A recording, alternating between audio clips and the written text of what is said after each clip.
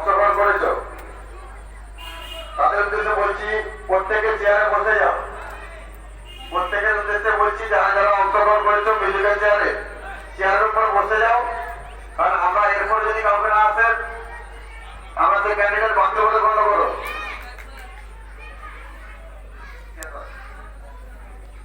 আমরা যারা এই মাঠে উপস্থিত হয়েছে